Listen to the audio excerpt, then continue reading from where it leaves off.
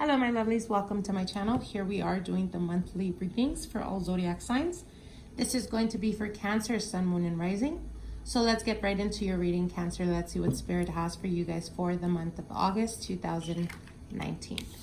Now your first card here is the 10 of Wands, the 9 of Pentacles, the Death card. Wow, okay, let me move this. And the 5 of Pentacles. Okay. Let me move this a bit more so you guys can be able to see the cards better.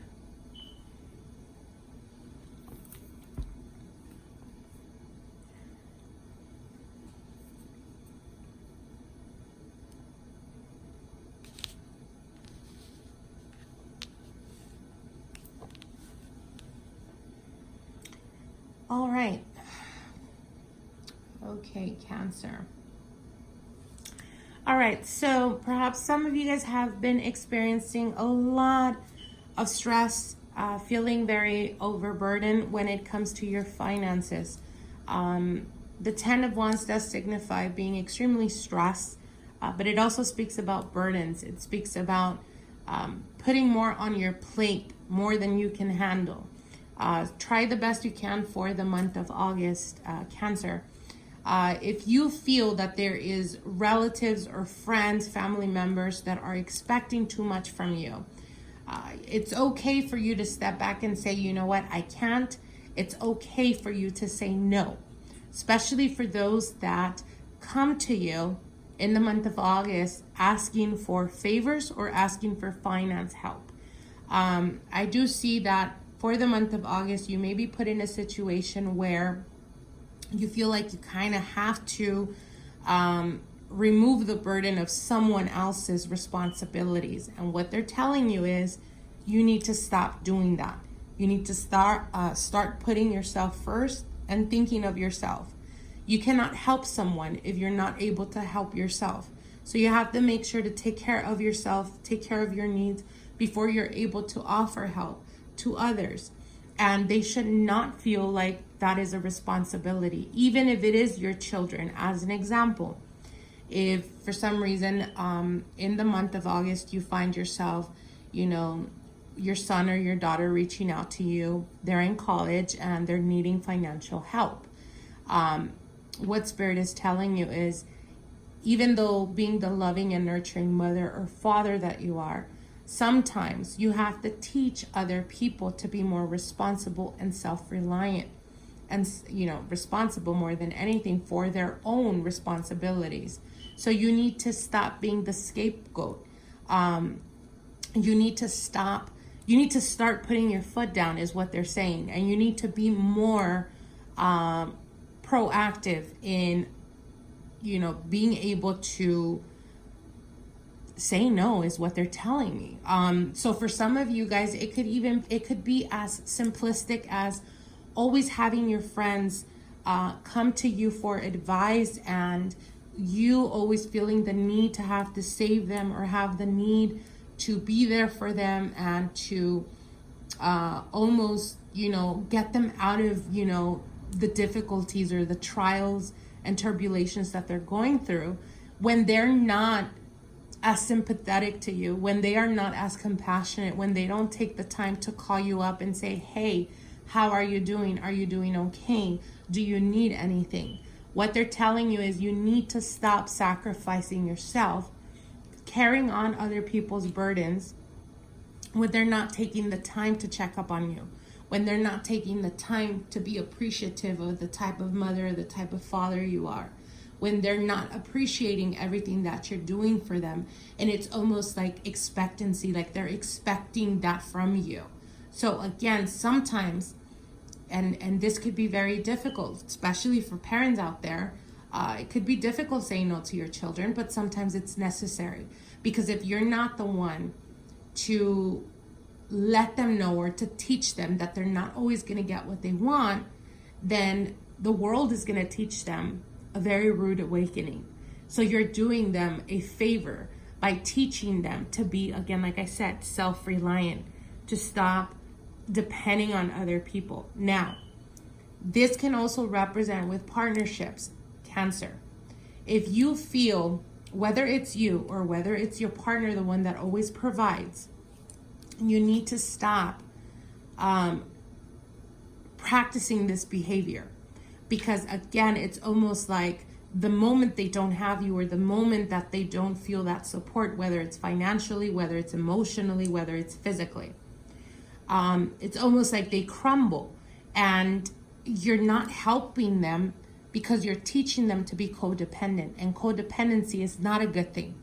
Regardless if you're like, oh, I feel like, you know, like they're giving me something to do, or they're giving me a purpose, or whatever it may be. You need to stop that. You need to stop doing that. The Nine of Pentacles is all about abundance and prosperity, but right next to it, we have the Death card. So for some of you Cancers, those of you guys specifically that have been single for quite a while, there is an opportunity that will be manifested for you guys in the month of August. For some of you guys, it could be an earth sign. It could be a Taurus, Capricorn, or Virgo. For others of you, it could be a Scorpio, as we do have the Death card. I also do see fire energy.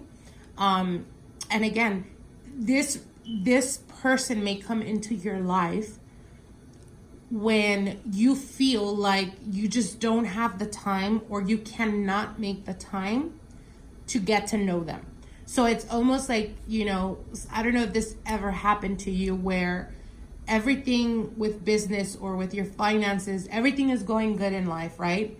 But you're living such a fast pace that you meet someone and you don't really put attention, or you don't really make them a priority, or you don't even give them the opportunity of getting to know you, because it's almost like, oh, I wish you could have came to me like a month ago when I had more time, etc., etc. And what they're telling you is, if you meet, again, like I said, if this person comes into your life and declares themselves, or lets you know that they're interested in you, that they want to give you time, or they want to take you out on a date, as an example, don't find your responsibilities, don't find your work or your time as an excuse to not be able to give yourself the opportunity to connect with someone. Because I'll tell you guys something, being okay with being alone is a beautiful thing, okay? I often see this in most relationships, where people jump from one relationship to another because they don't know how to be by themselves, because they're not comfortable, because they feel lost. And if you're able to find peace in your solitude, then that means that you are happy being in your own company. And it's almost like a self-loving type of experience.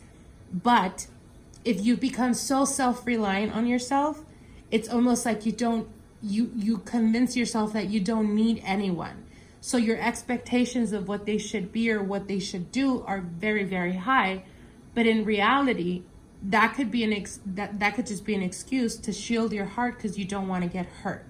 So again, what they're saying is, don't find excuses to not make yourself available. It's okay to love your solitude. It's okay to, you know, be able to do everything on your own, but you shouldn't do everything on your own.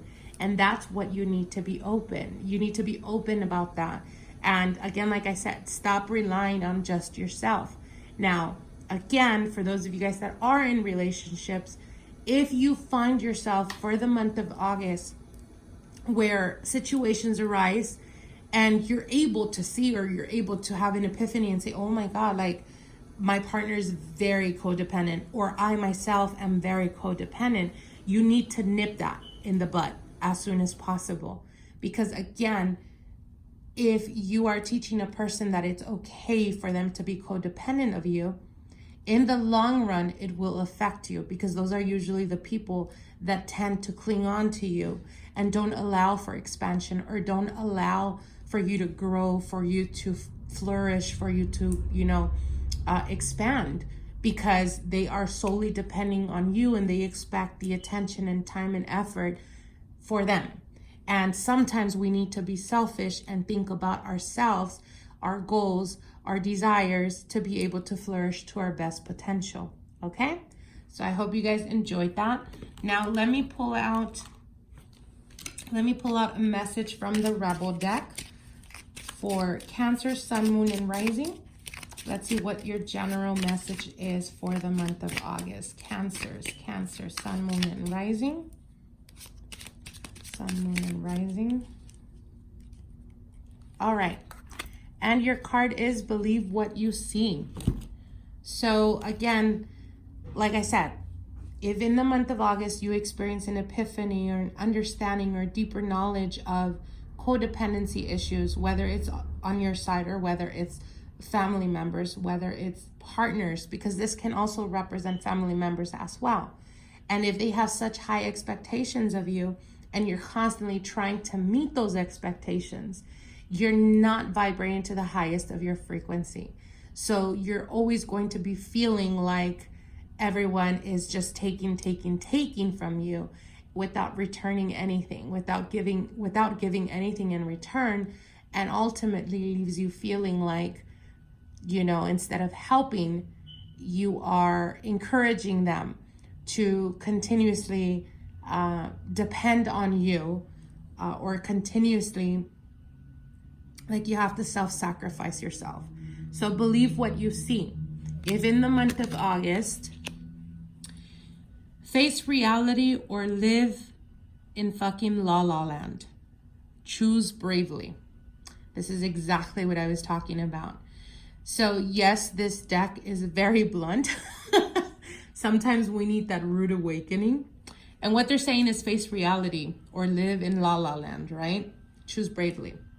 So what you see for the month of August, take it to heart. Pay attention to that.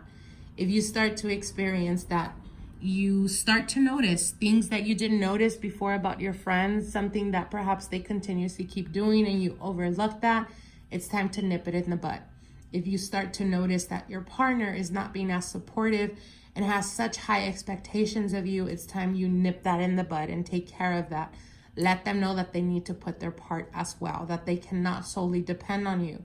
Even with your children, if they need financial support and they're not earning that, you need to teach them that, okay? So I hope you guys enjoyed these readings. Like, share, and comment, and we'll see each other soon.